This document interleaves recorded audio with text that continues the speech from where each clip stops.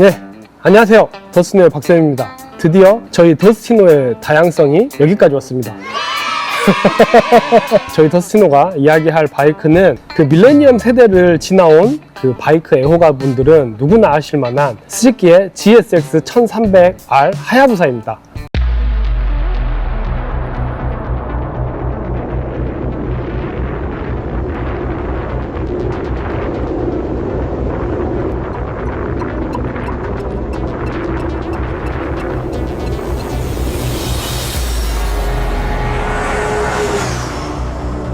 그 라이더들에게 가장 익숙한 일본어 3개 꼽으라면은 고니치와, 스미마생, 하야부사 이 정도 될 것 같은데, 그 정도로 유명한 이름이죠. 뭔가 그 하나의 모델명을 넘어서 그냥 하야부사 자체가 장르처럼 느껴질 정도로, 그 정도로 임팩트가 강한 이름인데, 뭐랄까 그 20세기에서 21세기로 딱 넘어오는 1999년도에 최초의 하야부사가 데뷔를 했는데, 그때 이륜차에서 빠름, 우리가 그 모터사이클이라는 탈 것에서 빠름이라는 것의 기준을 정립한 모델이 하야부사라고 생각합니다. 예전에 저희가 인류 역사상 가장 위대한 바이크 7대 이 영상을 한번 만든 적이 있었는데, 거기에서 저희가 스즈키 하야부사를 그 7대 안에 넣었었죠. 그래서 이제 좀 열심히 이야기를 했는데, 이 영상 끝나고 그 추천 영상으로 넣어 놓을 테니까 혹시 관심 있는 분들은 그 영상도 한번 봐보세요. 그 영상 진짜 재밌습니다. 지금 유튜브를 만 4년째 하고 있는데, 이제 저희 더스티노에서 드디어 하야부사를 이야기할 수 있는 뭔가 그런 시간이 좀 주어졌고, 기회를 주신 스즈키 측의 어떤 과감한 결정, 그거에 또 굉장한 경의를 표하고, 저도 이 날씨에 지금 오늘 계속 위기 경보 문자가 오더라고요. 더워서 너 죽을 수도 있다, 물 많이 마셔라, 이런 문자가 왔는데, 이 바이크를 이야기한다는 게 저희 채널한테도 약간 도전인 것 같고, 어떻게 보면 많은 분들의 의외성이 모여서 또 이런 기회가 만들어진 것 같아요. 저도 열심히 한번 이야기를 해볼게요. 우리가 1970년대, 그러니까 1968, 9 이쯤, 그리고 이제 1970년대로 넘어가는 이제 그 시대에 그 인류 최초의 슈퍼바이크라고 해서 CB750 나나한이 세상에 데뷔를 하죠. 이제 그러면서 바로 그 텀에 가와사키의 Z1, 이 바이크들이 그 당시에 최고속을 경쟁하는 바이크들이었어요. 그 70년대 전후에 우리가 200km, 시속 200km를 가지고 최고속 경쟁을 했는데, 그로부터 30년이 지나서 스즈키, 가와사키, 혼다, 이렇게 3개의 브랜드가 이제는 시속 300km를 가지고 경쟁을 하게 되죠. 그 30년 사이에 그 이륜차라는 거는 엄청난 굉장히 비약적인 발전을 기록을 한 거고, 그 하야부사가 데뷔할 즈음에 가와사키의 GGR 1100, 혼다의 CBR 1100 더블X, 슈퍼 블랙버드라고 불렀는데, 이제 그 2개가 최고속 경쟁을 하고 있었어요. 스즈키가 그때 원래는 하야부사를 개발하려고 했던 게 아니고, 스즈키는 그 사기통을 그 750cc를 되게 밀고 있었거든요. 그랬는데 그 R750을 베이스로 해서 900급의 그 슈퍼스포츠 바이크를 원래 개발하려고 하고 있었습니다. 이게 보니까는 가와사키랑 혼다랑 최고속 경쟁을 막 한참 엎치락뒤치락 하고 있거든요. 그러니까 스즈키가 안 되겠다, 우리도 저거다, 이제 이렇게 해가지고 그 개발 방향을 완전히 꺾어요. 그래서 이제 하야부사 개발 프로젝트가 이제 가동이 된 건데, 하야부사가 그렇게 마음을 먹었었던 이유가 제 생각에는 계기판을 300을 넘긴 바이크들이 있었어요. 그 GGR 1100이랑 슈퍼 블랙버드랑, 얘들이 실측으로는 300을 못 넘긴 거예요. 이제 스즈키 입장에서는 300km라는 숫자, 그 의미가 아직은 그 최초라는 타이틀이 지켜지고 있다. 스즈키에서는 그렇게 해석을 한 거죠. 그럼 우리가 양산 최초의 실측, 시속 300km 오버하는 바이크를 만들어야겠다. 그리고 나서 하다 보니까 이왕 300km 넘길 거 200마일을 넘겨보자. 200마일이면 한 320km 되거든요. 그렇게 해서 이제 그거를 목표로 잡고 스즈키가 개발에 박차를 가하죠. 이게 어차피 라이벌이 그때 이제 그 ZX 12R 맞나? 아무튼 그때 보스 닌자라고 우리가 많이 불렀는데, 그 보스 닌자가 개발 중이었어요. 그러니까 1200cc급의 닌자가. 그래가지고 하야부사도 그때 당시에 1300cc급의 자기들이 생각하는 배기량의 마지노선이었던 것 같아요. 배기량을 더 올릴 수는 없으니 얘들이 뭐에 신경을 썼냐면은 그 공기역학에 신경을 씁니다. 그래서 이렇게 이제 공기역학을 신경을 쓰다 보니까는 이제 당시에 모두 다, 누구나 다 처음 보는 디자인의 바이크가 세상에 나와버린 거예요. 그래가지고 굉장히 호불호가 나뉘었는데, 근데 이 디자인만 좀 괴랄한 게 아니고 막 색깔도 금색 막 이랬거든요. 또 옆에 막 한자 써져 있지 이러니까는 사람들이 이렇게 놀란 거지. 바이크 디자인이 막 밴드가리 같이 생겨가지고, 아마 그때 제 기억이 맞다면 미츠오카라고 하는 자동차 브랜드가 있었어요. 일본에서 약간 그 고급 브랜드였는데 오로치라고 하는 모델이 데뷔를 하거든요. 근데 그게 오토바이에 하야부사가 있었다면 자동차에는 오로치가 있었어. 둘 다 진짜 괴상하게 생겼는데, 오로치라는 게 이묵이라는 뜻이더라고. 걔도 뱀은 뱀인 거죠. 예, 근데 아마 그 당대에 그 가장 못생긴 자동차에 뽑혔을 거야, 아마. 미츠오카의 오로치가 제가 알기로는 하야부사가 출시하고 출시했거든. 그러니까는 하야부사가 되니까 지들도 될 줄 알았던 것 같아. 근데 이제 그거는 많이 잘못되었지. 근데 아무튼 스즈키는 그 초창기 그 디자인 논란이 있긴 있었는데 그냥 강행을 해요. 왜냐면은 그게 이제 그 디자인이기 때문에 300을 시원하게 넘을 수 있는 그런 상태였기 때문에 그거를 수정해서 출시하기는 쉽지 않았을 것 같아요. 디자인에 대한 논란이 있었지만 그 논란을 딛고 결과는 여러분들이 알다시피 메가 히트를 기록하죠. 너무 잘 팔렸고 너무 인기가 많았고, 그래서 현행 우리가 보고 있는 것처럼 3세대까지 올 수 있게 된, 이게 스즈키에서 굉장히 장수를 하고 있는 인기 모델이 됩니다.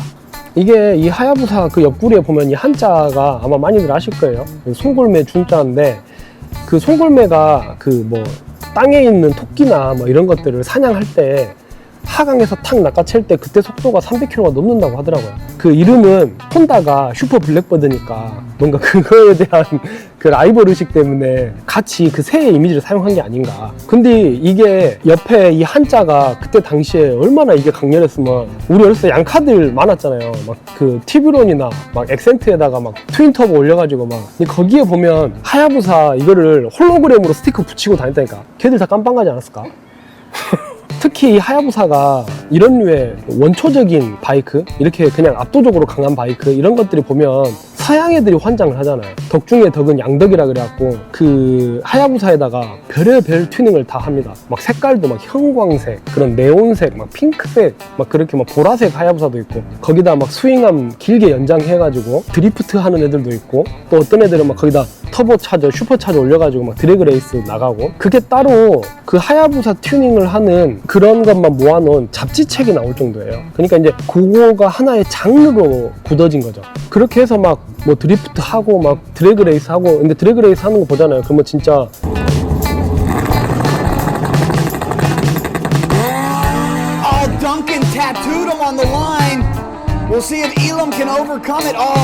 오토바이를 운동장만한 새총에다 넣고 쏴본 것 같아.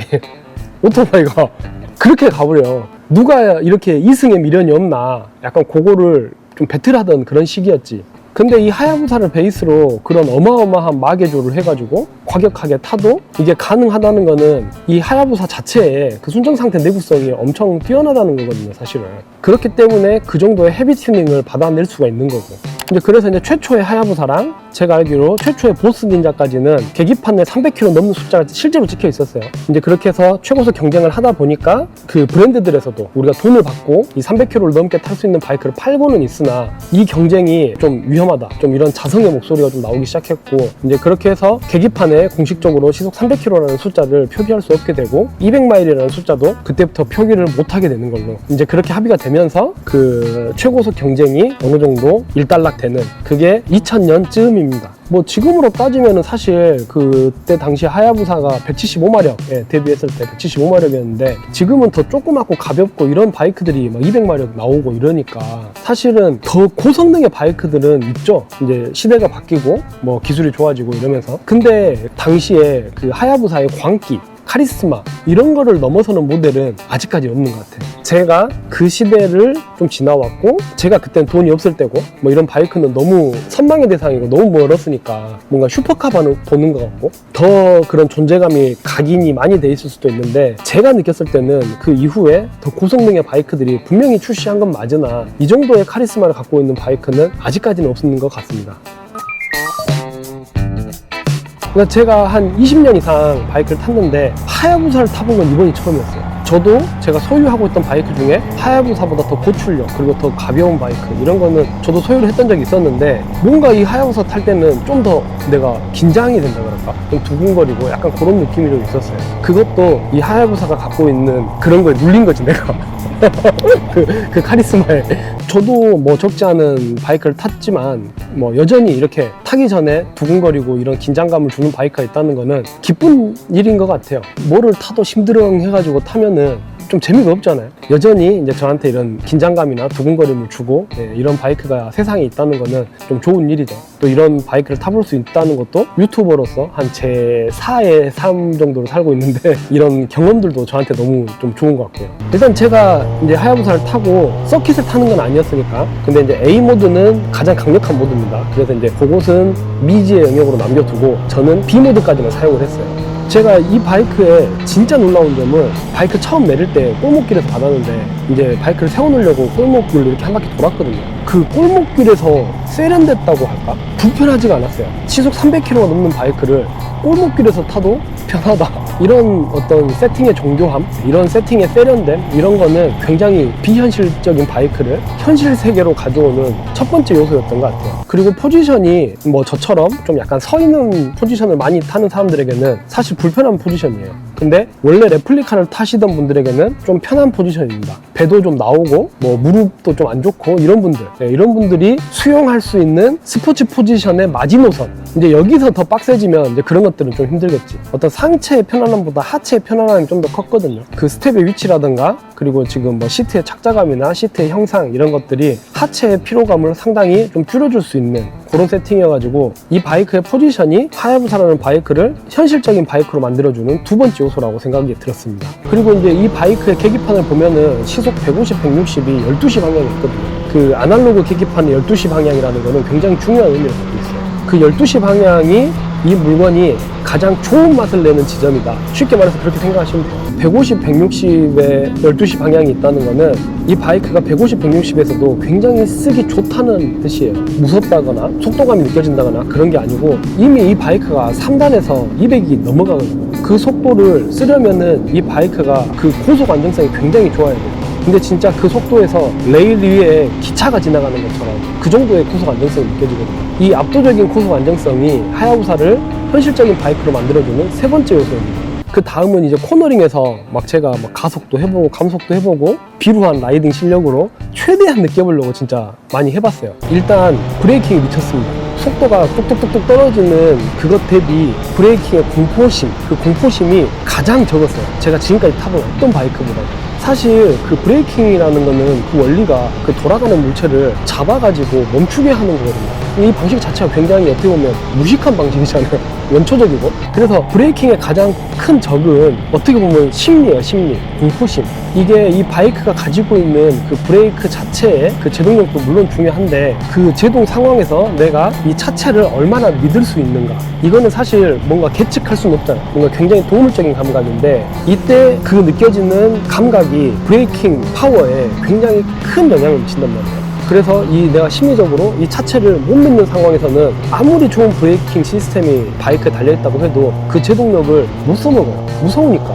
근데 그 차체를 내가 완전히 좀 믿을 수 있다, 이런 상황에서는 그 브레이크 자체 스펙이 좀 낮아도 더 강한 브레이킹을 가져갈 수가 있죠. 실제로 그게 제가 생각했을 때 제동이 훨씬 더 효과적입니다. 근데 얘는 그 공포심이 적은데 심지어 굉장히 높은 사양의 브레이크 시스템이 들어가 있어. 그러니까 어떻겠어? 잘 뜯겠지. 내가 브레이크를 가볍게 쥐었을 때는 굉장히 컨트롤이 편한데 거기서 좀만 더 강하게 쥐면은 굉장히 짧은 시간에 속도가 진짜 쭉 떨어지거든요. 근데 그 동작이 무섭지가 않아요.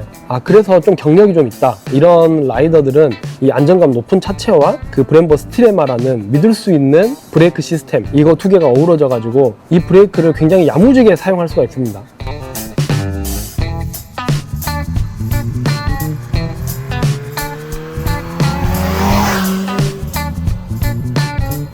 그리고 코너링 자체도 이 바이크의 직진 안정성 그리고 무게 뭐 이런 걸 고려했을 때 기울이는 이제 최초의 기울임을 만드는 이 동작도 되게 쉽고 실제 기울이고 방향이 바뀌어 나가는 그 시간차도 되게 짧은 편이에요. 근데 이제 레플리카 같은 그 1000cc급의 레플리카 같은 그런 느낌은 아니고 이 무게와 이 직진 안정성을 고려했을 때 되게 짧고 쉬운 편입니다. 근데 이런 코너링 특성과 앞서 말한 그 공포심이 적은 그 브레이킹 특성이 맞물려 가지고 우리가 이제 코너링을 실수해서 내가 오버 페이스로 진입을 할 수 있잖아요. 근데 거기에서 코너링 라인을 수정할 때 굉장히 쉬워요. 이게 이 크고 강력한 바이크를 현실적으로 만들어주는 마지막 요소라고 생각했어요.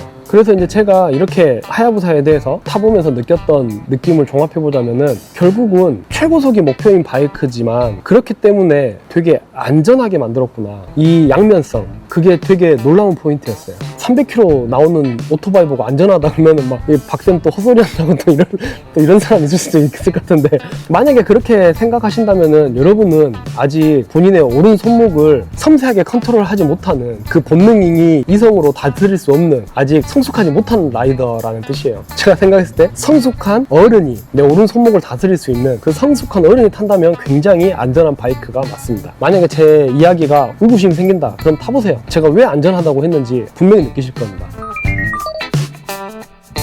이게 하야부사가 99년도에 데뷔했다고 했잖아요. 근데 제가 99학번이에요. 근데 저와 비슷한 시기를 지닌 오토바이 키드들한테는 하야부사의 임팩트가 엄청났어요. 뭔가 성능으로나, 그리고 막 이런 하야부사에 대한 괴담 같은 것도 있었고, 막 그 소문이 막 살이 붙어가지고 뭐 하야부사로 뭐 어떻게 해불었네, 뭐 어디 가서 뭐 어째불었네, 막 이런 막 괴담들, 또 뭐 가격, 뭐 실제 이 바이크 가지고 있는 성능, 뭐 이런 것들이 너무 먼 물건이었죠. 99학번인 저에게는. 근데 지금 이 하야부사가 2,399만 원의 가격표를 달고 있거든요. 지금 제 나이에 이 바이크를 바라보니 99학번 때 느낌이랑 너무 다른 거예요. 가성비가 좋게 느껴지는 거예요, 이제는.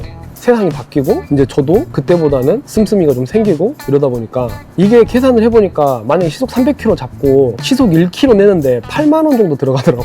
그러면은 제일 싼 거야. 그러니까 이게 그냥 고성능이 아니고 이 정도면 초고성능이라고 봐야 되는데, 초고성능과 현실은 어떻게 보면 안 맞는 단어잖아요. 좀 모순이 있는 단어인데 가장 현실적인 초고성능의 바이크가 이 하야부사인 거예요. 우리나라에서는 이런 장르를 초고속 투어러라고 많이 부르는데, 사실 제가 봤을 때는 투어러로는 조금 내가 생각하는 투어러는 좀 다른 거여가지고, 근데 이제 일본 라이더들은 어떻게 부르냐면 슈퍼스포츠 위에 메가스포츠라고 불러요, 이런 장르를. 근데 저도 그 메가스포츠라는 표현이 조금 더 어울리는 것 같고, 이제 이렇게 바이크한테 강한 힘이 주어지면은 전자장비의 중요도가 더 올라가거든요. 확실히 전자장비가 이 바이크를 또 현실적으로 만들어주는 큰 요소이기도 합니다. 이런 애가 공감이 되실지 모르겠는데, 이걸 타보면서 어떤 느낌이 들었냐면은 뭔가 약간 아이언맨 수트 같은 느낌이었어요. 좀 현실판 아이언맨 수트. 초고성능이 약간은 초능력처럼 느껴졌어요. 그러니까 이제 저한테는 사실은 이 정도는 필요 없는 힘이긴 해요. 이게 뭔가 그 슈퍼히어로가 가질 만한 그 정도의 능력인데,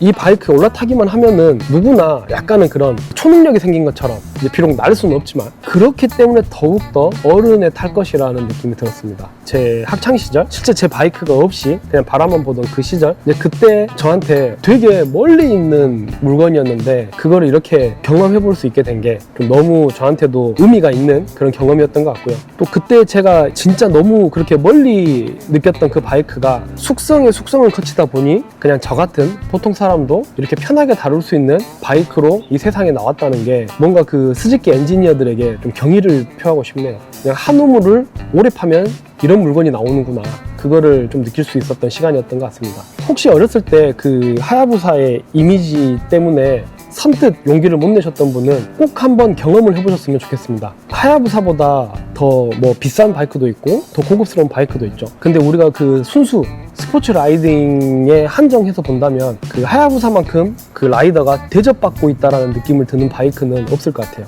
뭐 요약하자면은 하야부사는 누구나 즐길 수 있는 초고성능 머신, 이 정도로 요약하고 싶습니다. 이상 저희 영상이 하야부사를 좀 타보고 싶은데 용기가 나지 않았던 분들에게 좀 도움이 되는 그런 영상이 되면 좋을 것 같네요. 아직도 저희 더스티노 구독을 안 하고 그냥 시청만 하고 계시다면은 이제는 함께 해주십시오. 구독 꼭 눌러주시고요. 알람 설정은 하든가 말든가 구독은 꼭 해주세요. 이거? 근데 이제 못 팔아. 이게 다 팔렸어요. 이건 효성 스즈키, 이거는 그냥 스즈키. 되게 의외의 바이크였는데 어떻게 저희가 잘 이야기를 했는지 모르겠네요. 오늘도 시청해주셔서 감사합니다. 이상 더스티노의 박쌤이었습니다. 부릉부릉!